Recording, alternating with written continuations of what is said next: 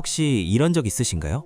회식 자리에서 누군가 대놓고 기분 나쁜 말을 했는데 분위기 깨기 싫어서 그냥 웃어넘긴 적. 속으로는 심장이 쿵쿵 뛰고 얼굴이 화끈거리는데 입 밖으로 나온 건 애매한 미소 하나. 집에 돌아와서 샤워기 물줄기 맞으며 그때 했어야 할 말을 떠올리고 이불 속에서 혼자 리플레이 돌려본 적 있으신가요? 오늘 이 영상 끝까지 보시면 하나 확실히 알게 되실 겁니다. 내면의 숲.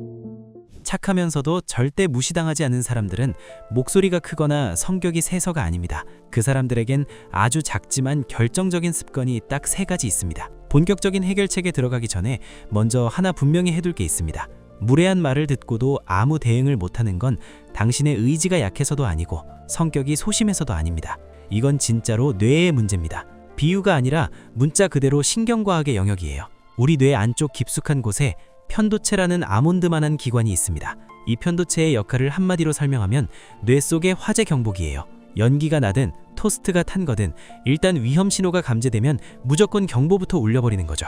근데 문제는 이 화재 경보기가 물리적 위험이든 사회적 위험이든 구분을 못한다는 겁니다. 누군가한테 무시를 당하거나 공개적으로 깎아내리는 말을 들었을 때 편도체는 이걸 진짜 생존 위협으로 인식합니다.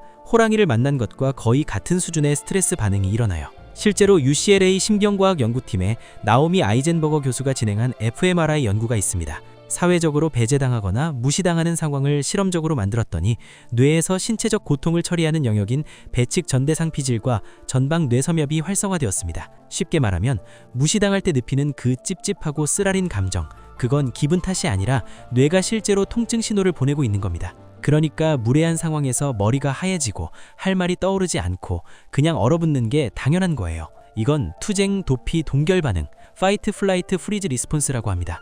위협 앞에서 뇌가 고차원적 사고를 담당하는 전두엽의 전원을 내려버리고 생존 모드로 전환하는 거죠. 비유를 하나 더 들어볼게요. 공항 보안 검색대를 떠올려 보세요. 평소에는 짐 하나하나 차분하게 검사하잖아요. 근데 갑자기 폭발물 의심 경보가 울리면 검색 같은 거 다 중단하고 일단 대피 모드로 바뀝니다. 무례한 말을 들었을 때 당신 뇌에서 일어나는 일이 정확히 이겁니다. 상황을 분석하고 적절한 말을 골라서 차분하게 대응하는 그 정교한 과정이 셧다운돼 버리는 거예요. 그리고 여기서 한 가지 더 중요한 게 있습니다. 진화 심리학적으로 보면 인간은 수십만 년 동안 집단 안에서 살아남아야 했습니다. 원시 시대에 무리에서 쫓겨나는 건 곧 죽음이었어요. 그래서 우리 뇌에는 갈등을 일으키면 집단에서 배제될 수 있다는 공포가 아주 깊이 새겨져 있습니다. 당신이 회식 자리에서 분위기 안 깨려고 참은 그 순간, 그건 사실 수십만 년간 인류가 생존하기 위해 발달시킨 본능이 작동한 겁니다. 이걸 심리학에서는 사회적 고통의 중첩 이론이라고 부릅니다. 사회적 거부와 신체적 고통이 뇌 안에서 같은 신경 회로를 공유한다는 이론이에요. 그러니까 갈등 상황에서 몸이 굳고 말이 안 나오는 건 당신의 뇌가 당신을 집단에서 쫓겨나지 않도록 보호하려고 작동하는 겁니다. 그러니까 한 번 더 말씀드릴게요. 이건 당신 잘못이 아닙니다. 당신이 겁쟁이여서도 아니고 자존감이 낮아서도 아닙니다. 뇌가 수십만 년간 발달시킨 생존 시스템이 너무 열심히 일하고 있는 거예요. 다만 이 시스템이 현대사회에서는 과잉 작동하는 경우가 많다는 게 문제인 겁니다. 자, 그러면 이 과잉 작동하는 화재 경보기를 어떻게 다루면 될까요? 뇌과학과 행동심리학에 기반한 오늘 당장 쓸 수 있는 구체적인 방법을 3가지 알려드리겠습니다. 가장 먼저 알려드릴 건 놀랍게도 말을 하지 않는 기술입니다. 누군가 기분 나쁜 말을 했을 때 대부분의 사람들은 2가지 중 하나를 합니다. 바로 반격하거나 웃으며 넘기거나. 그런데 착하면서도 무시 안 당하는 사람들은 3번째 옵션을 씁니다. 아무 말도 안 합니다. 대신 상대의 눈을 조용히 3초간 바라봅니다. 이게 왜 효과적이냐면 인간의 뇌는 침묵을 불편하게 느끼도록 설계되어 있기 때문입니다. 대화 중 0.5초만 공백이 생겨도 뇌는 뭔가 잘못됐다는 신호를 감지합니다. 이건 네덜란드 그로닝겐 대학교의 커뮤니케이션 연구에서도 확인된 결과입니다. 대화 중 4초 이상의 침묵이 발생하면 상대방의 불안 수준이 유의미하게 상승했습니다. 그러니까 3초 눈맞춤의 원리는 이겁니다. 당신이 침묵하는 순간 불편함의 무게가 당신에게서 상대에게로 넘어갑니다. 무례한 말을 한 사람이 내가 뭔가 선을 넘었나? 라고 스스로 자각하게 되는 거예요. 당신은 한마디도 하지 않았는데 상대가 스스로 자기 행동을 돌아보게 만드는 겁니다. 구체적으로 연습하는 방법 알려드릴게요. 무례한 말을 들었을 때 바로 반응하지 마세요. 숨을 한번 들이쉬고 상대의 미간 부근을 조용히 바라보세요. 표정은 무표정도 화난 얼굴도 아닌 그냥 담담한 표정이면 됩니다. 그리고 속으로 천천히 하나, 둘, 셋 세세요. 3초 후 상대가 먼저 말을 꺼낼 겁니다. 변명을 하거나 말을 바꾸거나 어색하게 웃을 거예요. 그때 당신은 아주 나지막하게 한마디만 하면 됩니다. 그렇게 생각하시는 거예요? 혹은 아, 네. 이 정도면 충분합니다. 이 방법의 핵심은 감정을 억누르는 게 아니라 감정 대신 존재감으로 말하는 것입니다. 소리를 지르지 않아도, 논리적으로 반박하지 않아도 당신이 불쾌하다는 걸 상대에게 전달할 수 있습니다. 두 번째 방법은 조금 더 적극적인 기술입니다. 심리 상담에서 실제로 사용하는 기법을 일상 대화용으로 변형한 건데 저는 이걸 거운 문장이라고 부릅니다. 원리는 간단합니다. 상대가 한 무례한 말을 의미는 그대로 두고 표현만 약간 바꿔서 질문 형태로 되돌려주는 겁니다. 예를 들어 볼게요. 상대가 야, 너 요즘 좀 많이 먹은 것 같지 않아? 라고 했다면 보통은 두 가지 반응이 나옵니다. 발끈해서 뭐? 네가 뭔데? 라고 하거나 아니면 아, 하하 그런가? 하고 넘기거나. 거울 문장은 이렇게 합니다. 아주 차분한 톤으로 지금 내 체형에 대해 이야기하는 거야? 라고 물어보는 겁니다. 이게 왜 강력하냐면 상대의 무례함을 명시적인 언어로 표면 위로 끌어올리기 때문입니다. 무례한 사람들의 전략은 대부분 은근슬쩍입니다. 직접적으로 말하면 자기가 나빠 보이니까 농담인 척, 걱정하는 척, 가볍게 툭 던지는 척합니다. 그런데 거울 문장은 이 은근슬쩍을 불가능하게 만듭니다. 지금 내 체형에 대해 이야기하는 거야? 라는 질문에 상대가 할 수 있는 대답은 두 가지뿐이에요. 응, 맞아 라고 하면 본인이 대놓고 무례한 사람이 되고 아니, 그런 뜻이 아니야 라고 하면 스스로 발언을 철회하게 됩니다. 어느 쪽이든 당신은 이깁니다. 이 기법은 심리학에서 명명하기, 네이밍 또는 레이블링이라는 기술의 변형입니다. 감정이나 상황을 정확한 언어로 이름 붙이면 편도체의 과잉 반응이 감소한다는 연구 결과가 있습니다. UCLA의 매튜 리버맨 교수 연구팀이 발표한 연구에 따르면 감정에 언어적 라벨을 붙이는 행위가 편도체의 활성화를 감소시키고 전전두엽 피질의 활동을 증가시켰습니다. 쉽게 말하면 이름을 붙이면 뇌가 진정된다는 거예요. 그러니까 거울 문장은 이중으로 작동합니다. 상대에게는 자기 말의 무례함을 자각하게 하고 나 자신에게는 편도체의 경보를 가라앉히는 효과가 있는 거죠. 몇 가지 패턴을 더 알려드릴게요. 외워두시면 실전에서 바로 쓸 수 있습니다. 너 그런 것도 몰라? 라는 말에는 지금 내가 모른다는 걸 지적하는 거야? 요즘 뭐하고 사냐? 라는 비아냥에는 내 생활이 궁금한 거야? 아니면 다른 의미가 있어? 에이, 농담이야 농담 이라고 빠지면 아, 농담이었구나.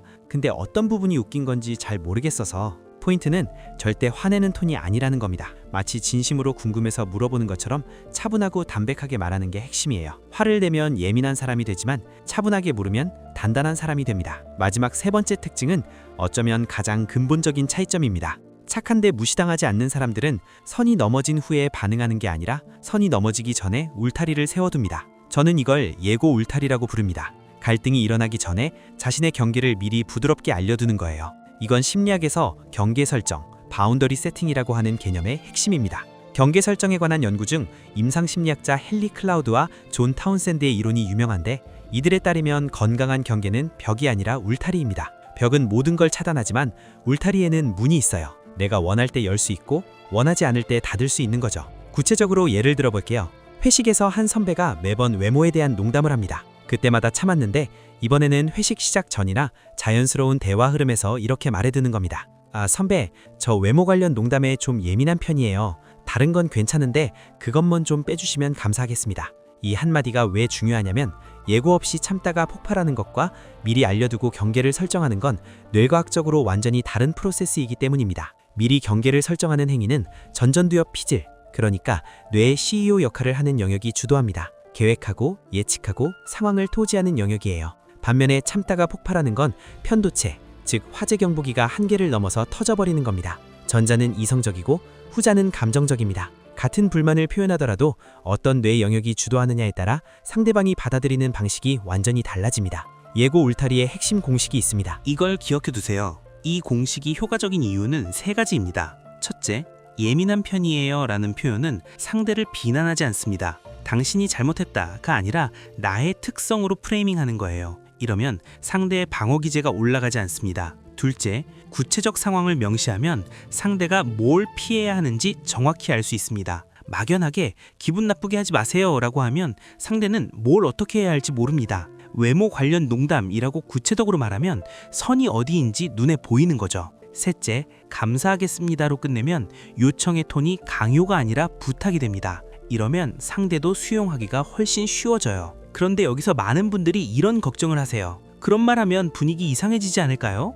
예민한 사람 취급받으면 어떠죠? 솔직히 말씀드릴게요. 네, 처음에는 약간 어색할 수 있습니다. 하지만 그 어색함은 5초짜리이고 그 5초 덕분에 앞으로 수십 번의 불쾌한 경험을 예방할 수 있습니다. 매번 속으로 사귀면서 쌓이는 스트레스와 자존감의 소모를 생각하면 이건 충분히 할 가치가 있는 5초입니다. 그리고 한 가지 더, 예고 울타리를 세웠는데도 계속 선을 넘는 사람이 있다면 그건 당신의 문제가 아닙니다. 경고를 무시하는 사람에게 더 이상 착할 필요가 없다는 신호예요. 그때는 물리적, 심리적 거리를 두시면 됩니다. 정리하면 이 세 가지 방법에 공통점이 있습니다. 세 방법 모두 소리를 지르거나 상대를 공격하거나 갈등을 만드는 게 아닙니다. 3초 눈맞춤은 침묵으로 존재감을 말하고, 거울 문장은 상대의 말을 그대로 되돌려 자각하게 만들고, 예고 울타리는 갈등이 일어나기 전에 선을 알려줍니다. 세 가지 모두 차분하고 단단하고 품이 있는 방법입니다.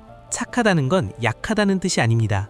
진짜 착한 사람은 자기 자신에게도 착한 사람이에요. 자기를 무시하도록 내버려 두는 건 자기에게 착한 게 아닙니다. 여기까지 들어주셨다면 아마 오늘 영상을 보면서 떠오른 장면이 하나쯤은 있으실 거예요. 회식 자리에서, 친구 모임에서, 혹은 가족 사이에서 그때 참았던 그 말, 삼켰던 그 문장, 그때 아무 말 못했던 당신은 약했던 게 아닙니다. 관계를 지키려고, 분위기를 지키려고, 누군가를 배려하려고 자기 감정을 뒤로 밀어뒀던 거예요. 그건 약함이 아니라 어쩌면 과한 다정함이었던 겁니다. 하지만 이제 그 다정함의 방향을 조금만 바꿔보시면 좋겠습니다. 남에게 쏟던 배려 중 딱 10%만 자기 자신한테 돌려주세요. 그 10%가 당신을 지켜줄 겁니다. 내면의 숲. 오늘 영상을 보면서 떠올랐던 경험이 있다면 댓글로 들려주세요. 그때 느꼈던 감정, 지금 생각나는 그 장면, 편하게 적어주시면 됩니다. 같은 마음을 가진 분들이 서로의 이야기를 읽으면서 혼자가 아니었다는 걸 느끼셨으면 좋겠습니다. 당신은 충분히 괜찮은 사람이고 충분히 단단해질 수 있는 사람입니다. 오늘 이 영상이 그 시작이 되셨으면 좋겠어요. 구독과 좋아요는 이런 영상을 계속 만드는데 큰 힘이 됩니다. 다음 영상에서 또 뵐게요.